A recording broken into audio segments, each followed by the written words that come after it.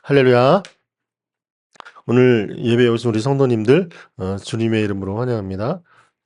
우리 가상의 성도를 향하여 함께 인사했으면 좋겠습니다. 참 뭐라고 해야 되나? 참 잘 오실 겁니다. SNS에 있는 우리 성도님들 반갑습니다. 반갑습니다. 자, 오늘 말씀은 창세기 15장 1절에서 6절입니다. 오직 의인은 믿음으로 말미암아 살리라 라는 제목으로 하나님의 말씀을 상고하고자 합니다. 하박국 2장 4절이죠. 그리고 로마서와 갈라디아서에 이 말씀이 있습니다. 오직 의인은 믿음으로 말미암아 살리라. 사도 바울은 이 말씀으로 이신칭의의 교리를 엄청 강조를 했고, 구약의 요 구절을 신약의 로마서와 갈라디아서에서 인용하면서 이신칭의 교리를 이렇게 만들었던 사람입니다. 그래서 구약의 굉장히 중요한 핵심 본문이 오늘 우리가 읽은 창세기 15장 1절에서 6절입니다. 여러분, 질문 하나 드리겠습니다. 믿음의 출발점은 어디서부터 시작이 될까요? 믿음은 나라부터 시작이 됩니까? 그렇지 않죠. 믿음은 하나님의 말씀을 듣는 데서 출발을 하게 됩니다. 로마서 10장 17절에 이런 말씀이 있잖아요. 믿음은 들음에서 나고 들음은 그리스도의 말씀으로 말미암느니라. 믿음은 그리스도의 말씀을 듣는 그 말씀, 말씀에서, 그리스도의 말씀에서 그 말씀을 들음으로 우리의 믿음이 생기는 거예요. 그래서 말씀이 육신이 되어서 이 땅에 오신 예수 그리스도, 그 말씀이 먼저 우리를 찾아오셨고, 그래서 그 말씀에 우리는 반응을 하면서 살아가게 되는 것입니다. 여러분, 신자가 믿음으로 살아간다는 것은 순탄치가 않습니다. 하나님의 말씀을 따라감에도 불구하고 기근도 생기고 또 갈등도 있고 유혹에 빠지기도 하고 또 전쟁에 휩싸이기도 합니다. 때로는 그 현실에 직면하면서 하나님의 말씀을 의심하고 두려움이 생겨서 우리의 신앙이 무너질 때도 있습니다. 그러나 그러한 과정을 지나가면서 믿음은 새로운 세계를 보게 합니다. 그 상황들이 지나가면서 주님이 정말 살아계시구나라는 믿음의 고백이 얼마나 많이 나오는지 모르겠습니다. 믿음은 그래서 절망을 넘어서 소망을 보게 하고 현실을 넘어서 하나님의 약속의 말씀을 붙들게 합니다. 오늘 본문 1절을 보면은 위대한 믿음의 사람 아브라함조차도 의심과 두려움에 사로잡혀 있었다는 것을 볼 수가 있습니다. 그의 흔들리는 모습을 보면서 우리에게 큰 위로가 되는 것이죠. 믿음이란 항상 흔들림이 없는 상태가 지속되는 것을 말하는 것이 아닙니다. 두려움 속에서도 하나님의 말씀에 귀를 기울이는 자세, 그것이 바로 라는 것을 보여주고 있는 것입니다. 오늘 우리는 본문을 통해서 신자가 의심과 두려움에 직면했을 때 성도는 무엇으로 살아가야 하는가라는 그 질문에 우리 스스로 답을 했으면 좋겠습니다. 자, 먼저 본문을 살펴보겠습니다. 아브라함이 의심과 두려움에 빠진 이유가 무엇인가 살펴보도록 하겠습니다. 먼저 1절 상반절을 보면은 이후에라는 말씀이 먼저 시작이 되고 있습니다. 이후에 여호와의 말씀이 환상 중에 아브라함에게 임하여 이르실 때, 이후에라는 것은 창세기 14장에 일들이 벌어진 이후에라는 말이겠죠. 그 왕들의 연합, 조카 롯이 잡혀갔잖아요. 잡혀갔는데 그 왕들의 연합을 아브라함이 가신들이 이끌고 와서 쳐부수고 롯도 구출하고 롯의 식솔들, 롯의 재산들을 다 가지고 돌아왔다는 그러한 승리 직후에라는 말이겠죠. 그 과정에서 소돔왕과 멜기세덱이 아브라함을 마중 나왔습니다. 그래서 소돔왕이 제안을 하죠. 전리품 네가 가져라. 그렇게 했는데 아브라함이 거절했습니다. 외형적으로 보면은 굉장한 승리죠. 예. 사병으로 정규군들을 격파하고 돌아오는 길이었습니다. 얼마나 의기양양합니까? 그러나 내적으로는 엄청난 불안과 공허가 찾아온 것입니다. 롯이 잡혀갔더라도 상관하지 말아야 되는 거 아니었을까? 왜 쓸데없이 참견해가지고 이렇게 막 화를 자초했을까? 혹시 저 사람들이 또 전열을 정비해서 나에게 쳐들어오지 않을까? 복수하지 않을까? 복수를 당하면은 나도 너처럼 끌려갈 텐데, 다 뺏길 텐데. 롯은 나를 구하러 오지도 않을 텐데. 그때 소도망이 준 거 받고 그냥 동맹을 했으면 더 좋았지 않았을까? 그 전리품이 혹시 하나님께서 소도망을 통해서 나를 주신 것일 수도 있잖아. 내가 너무 빨리 판단한 걸까? 이러한 생각이 들었을 것 같아요. 또 아브라함이 12장 말씀을 기억을 했을 것 같습니다. 나에게 하나님께서 큰 민족을 이루시게 하겠다라고 하나님이 말씀을 자기에게 주셨잖아요. 여전히 현실은 어때요? 왜 나는 후손이 없지? 기미가 안 보이잖아요. 아들도 하나 없는데. 나는 아이를 가질 상황도 아닌데. 내가 언제까지 이 약속을 붙들 수 있을까? 믿음의 사람 아브라함도 의심할 수밖에 없는 상황이에요. 불안해하고 흔들렸습니다. 사람은 생존에 관련된 문제잖아요. 또 자식에 관련된 문제예요. 그러면은 그것에 대한 문제와 의심과 불안은 더 크게 다가올 수밖에 없는 것이죠. 우리의 신앙의 여정에 발생하는 그런 현실적인 문제와 의심도 동일하다는 것입니다. 신앙생활은 믿음과 현실 사이의 긴장 속에서 계속 자라나는 여정이라는 것을 볼 수가 있는 것입니다. 의심과 두려움에 아브라함이 가득 차 있었습니다. 그 밤에 하나님께서 찾아오십니다. 환상 중에 아브라함을 찾아가셨죠. 아브라함은 아무 말도 하지 않았고 그런데 하나님께서 그의 속마음을 다 아시는지 이렇게 말씀하십니다. 1절 하반부에 아브라함아 두려워하지 말라. 나는 내 방패요 너의 지극히 큰 상급이니라. 아멘.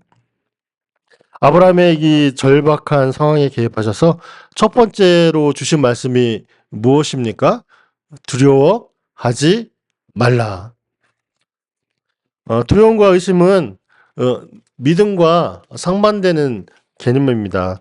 여러분 마태복음 14장에 오병이어의 기적 이후에 제자들만 따로 예수님 기도하러 가시고 제자들만 따로 갈릴리 바다를 건너는 상황이 기록이 되어 있습니다. 그때 예수님께서 베드로에게 이렇게 말씀하셔요. 믿음이 작은 자여 왜 의심하였느냐. 기억나시죠?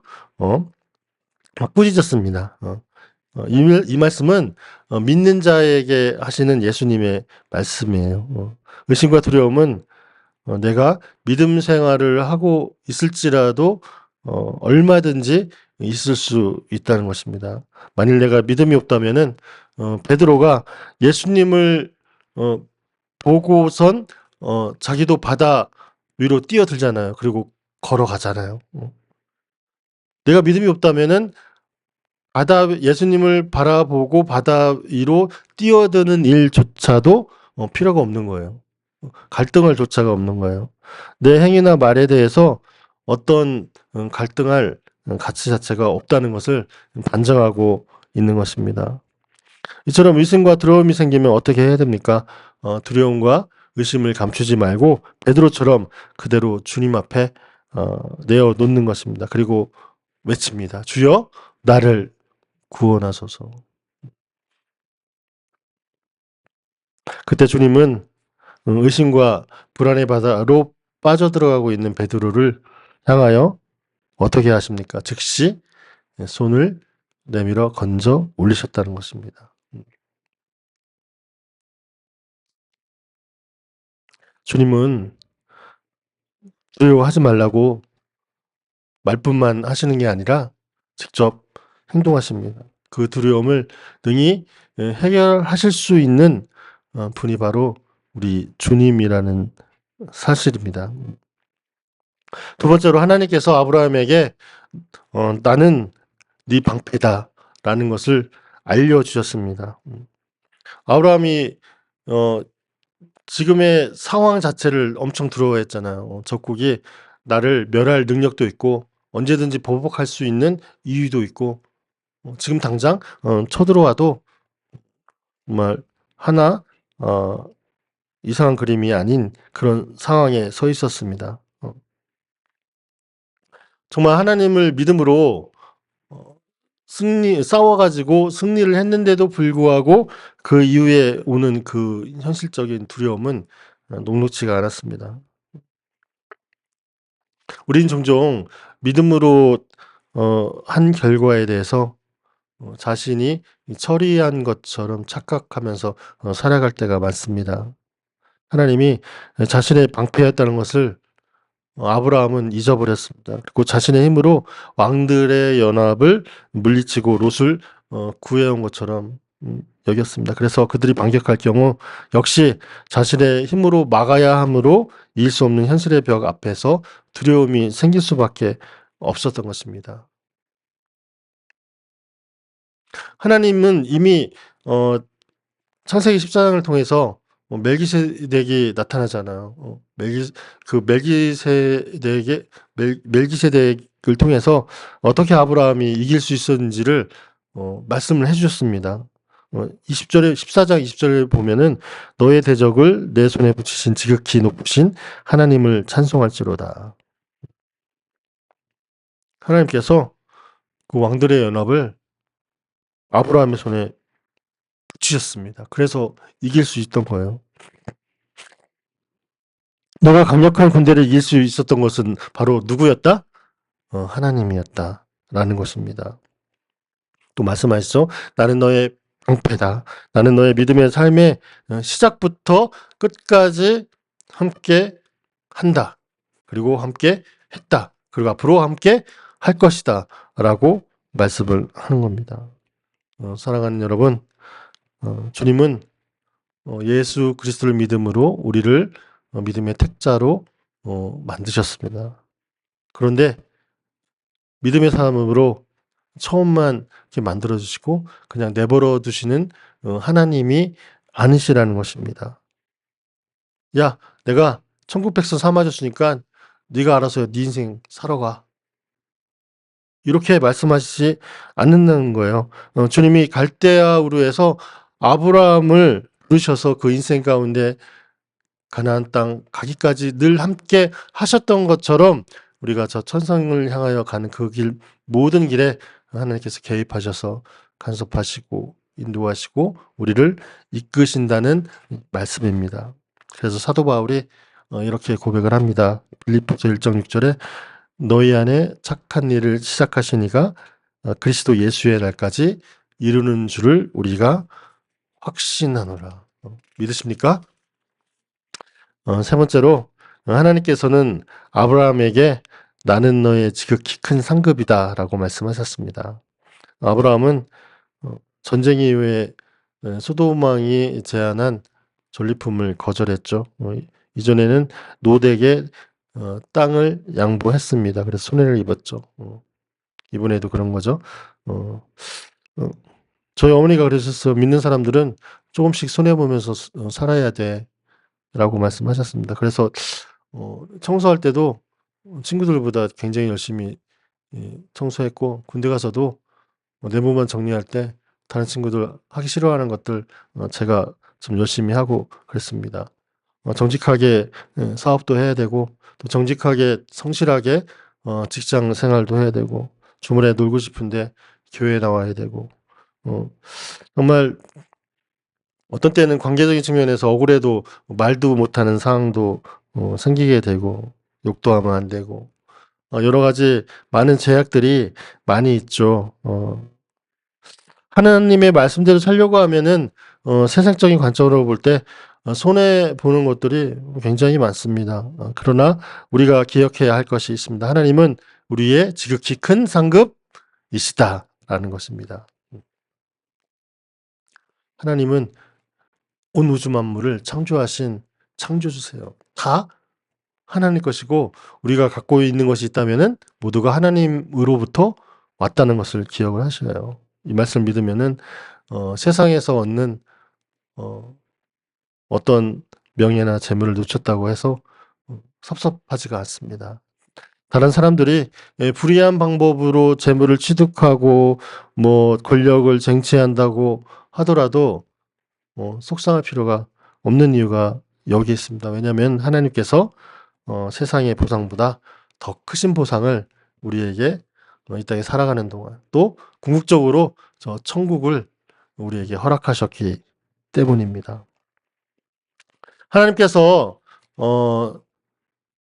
의심과 두려움 앞에 힘들어하고 있는 아브라함에게 말씀을 하셨잖아요. 말씀하시고 아브라함이 반응을 우리가 한번 살펴보면 처음에는 좀 내용이 좀 그렇잖아요. 아브라함이 하나님의 말씀이 다소 이렇게 추상적으로 들린 것 같아요. 그래서 한 번 더 이렇게 얘기해요. 2절을 한번 보면은 아브라함이 이르되 주 여호와여 무엇을 내게 주시려 하나이까? 나는 자식이 없사오니 나의 상속자는 이 다메섹 사람 엘리에셀이니이다. 아브라함이 또 이르되 주께서 내게 씨를 주지 아니하셨으니 내 집에서 길린 자가 내 상속자가 될 것이니라. 2절 말씀은 이게 차분히 읽어가지고 뭐 그런가 보다 이렇게 하는데 제 귀에는 이렇게 막 들립니다. 하나님이 그러잖아요. 두려워 말라 나는 너의 방패 너의 지극히 큰 상급이다 라고 이렇게 딱 아브라함에게 환상 중에 나타나서 말씀하셨는데 아브라함이 그래서요 저에게 무엇을 주실 건데요? 보세요 하나님 저 지금 자식이 없어요. 아내를 보세요 나를 보세요 이제 늙어서 애를 가질 수도 없습니다. 그러면 상속자는 엘리에셀이겠네요. 그 당시에 종중의 자식을 입양해서 상속하는 경우가 있었어요. 주님, 저에게 자식을 주시지 않았잖아요. 지금도 아무 일도 일어나지 않잖아요. 라고 하나님께 2번 따져 물어요. 자기 생각을 막 얘기를 하는 거예요. 이성적으로 볼 때 하나님께서는 뭐 자손을 주신다고 했는데 자손을 이렇게 생산할 수 없는 그런 상황이에요. 그러니까 그 당시 행했던 관습대로 자기가 얘기를 하는 거예요. 막 따지고 있는 따지고 있는 듯이 보이는 아브라함의 말투였습니다. 여러분 믿음의 조상 아브라함도 하나님의 뜻과 현실의 계리 앞에서 무척 갈등을 하게 됩니다. 하지만 중요한 것은 아브라함은 그것을 숨기지 않고 하나님과 커뮤니케이션을 하고 있는 것을 볼 수가 있는 거예요. 믿음은 나 혼자 고민하는 것이 아니에요. 그래서 내 생각대로 이거겠지 하고 하나님의 뜻을 유추하면서 가는 것이 아닙니다. 믿음은 의심 없는 척하는 것이 아니라 하나님 앞에서 그것을 드러내는 정직함도 포함되어 있습니다. 그러자 하나님은 아브라함의 생각을 바꾸는 분명한 말씀을 하시고 아브라함을 밖으로 데리고 나가서 하늘의 별을 보여주시죠. 4절 5절을 함께 읽겠습니다. 시작. 여호와의 말씀이 그에게 임하여 이르시되 그 사람이 내 상속자가 아니라 내 몸에서 날 자가 내 상속자가 되리라 하시고 그를 이끌고 밖으로 나가 이르시되 하늘을 우러러 묵별을 셀 수 있나 보라. 또 그에게 이르시되 내 자손이 이와 같으니라. 아멘. 하나님 멋지시 않으세요? 말씀하시는 하나님 이행하시는 하나님 너무 멋지세요. 하나님은 약속은 말뿐만이 아니라 상상할 수 없는 방식으로 우리 눈앞에 하나님 말씀을 펼쳐 놓으시고 합니다. 너무나도 멋진 하나님이세요. 잠깐 쉬어가는 타임으로 질문하겠습니다. 지금 하나님께서 하늘의 별들을 보면서 어, 그 하늘으로 무뼈를 셀 수 있나 보라 이렇게 말씀하시잖아요. 또 뒤에 가 보면은 그 바다의 모래알을 보면서 저 땅의 모래알같이 너의 자손을 이와 같이 하리라 합니다. 어, 별이 많을까요? 모래가 많을까요? 생각 안 해보셨죠? 네, 우주의 별이 훨씬 많다고 합니다. 저 들은 거예요. 자, 저는 고등학교 어느 부흥 집회 시에 부흥 강사님을 통해서 엄마 손잡고 부흥회 갔었죠. 그때는 부흥 강사님들이 각자에게 막 말씀을 이렇게 주셨어요. 그때 저희 주신 말씀이 창세기 12장 1절에서 3절 말씀이에요. 잊으려고 해도 잊혀지지가 않아요. 그때 막 그래가지고 그 말씀을 항상 가슴에 품고 살았습니다. 순간순간 잊지 않았죠. 근데 이제 석사를 마치고 이제 박사과정을 가야 되는데 말도 안 되는 이유로 떨어지고 또 서울로 취업을 했는데 사기 취업 같은 것도 한번 당해보고 속된 말로 결혼까지 했는데 아이도 낳았는데 굉장히 내가 초라해 보이는 거예요. 무기력해 보이기도 하고 다른 사람에 비해서 뭐 해놓은 것도 없는 것 같기도 하고 참 제 모습이 한심하다는 생각을 했던 게 그 시기였습니다. 예수 믿고 살았는데 정말 열심히 살았는데 예수 믿는 사람들의 삶은 원래 이런 것인가? 주님 분명히 내게 말씀하셨는데 이름도 창대하게 하신다고 하고 나보고 복의 근원이 된다고 이렇게 하셨는데 짓불 아무것도 없는 거예요. 현타가 온 거죠. 지금 나는 무엇인가? 언제 약속하신 말씀이 이루어지는가? 약속과 현실의 간극에서 심령이 많이 상했습니다. 결국 신학하기 전에 하나님께서 여기까지 인도하신 거죠. 신학하기 전에 십자가를 보게 하시고 십자가의 은혜로 저를 다시 일으켜 세우셨습니다. 아브라함이 하나님의 약속의 말씀에 다시 한번 반응을 하게 되죠. 그 이전에 나타났던 2절 3절에 아브라함의 태도가 아닌 것을 볼 수 있습니다. 6절 한번 굉장히 중요한 구절이니까 한 번 더 읽을게요. 시작. 아브라함이 여호와를 믿으니 여호와께서 이를 그의 의로 여기시었더라. 여기서 우리는 성경의 가장 위대한 선언을 만나게 됩니다. 복음의 선언이에요. 아브라함이 현실이 바뀌지도 않았는데 하나님의 말씀을 믿었습니다. 그 믿음을 하나님께서 의로 여겨 주셨다고 인정을 해주시는 장면이에요. 무엇을 성취한 것도 아니고 무언가 이룬 다음이 아니고 말씀을 믿는 그 순간 하나님은 아브라함을 의롭다라고 선포해 주셨습니다. 이것이 바로 이신칭이라는 복음입니다. 믿음으로 의롭다 하심을 얻는 것. 구원의 본질이 바로 오직 믿음에 있다는 것을 우리에게 보여주는 거예요. 바울은 이 구절을 인용해서 로마서 4장과 갈라디아서 3장에 인용을 하면서 복음을 설명하고 있는 것입니다. 아브라함처럼 오늘날 살아가는 우리 그리스도인들은 예수 그리스도를 믿는 믿음으로만 의롭다함을 얻는다는 것을 여러분 반드시 기억하시기 바랍니다. 나의 행위와 나의 어떤 조건도 의롭다함을 얻는 그러한 것은 아무것도 없습니다. 나의 행위에 근거해서는 저 천국에 갈 수 있는 방법이 하나도 없죠. 하나님께 가까이 갈 수 있는 방법이 하나도 없습니다. 오늘 말씀처럼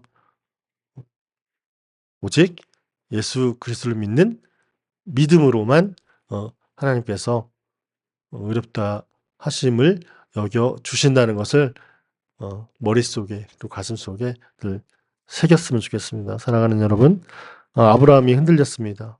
두려워했죠. 의심도 했습니다. 하지만 그런 모든 상황 속에서 하나님의 말씀을 듣고 믿었습니다. 그래서 하나님은 그의 믿음을 의로 여기셨습니다. 지금의 삶의 현실 앞에서 하나님의 약속이 멀게만 느껴집니까? 그렇다면 오늘 이 말씀을 마음에 새기시기 바랍니다. 믿음은 감정이 아니라 하나님의 말씀에 대한 반응이라는 것을 기억하시기 바랍니다. 그리고 그 믿음은 그 믿음을 하나님이 지금도 어렵다 여겨 주십니다. 하나님은 지금 이 순간에도 우리에게 말씀하십니다. 두려워하지 말라. 내가 너의 방패요, 너의 상급이다. 내가 너를 이롭게 여긴다. 오직 의인은 믿음으로 말미암아 살리라. 이 말씀이 오늘 우리의 영혼을 붙드는 한 주간도 생명의 양식이 되는 그런 한 주간을 살아가시기를 주님의 이름으로 간절히 축원합니다. 기도하시겠습니다.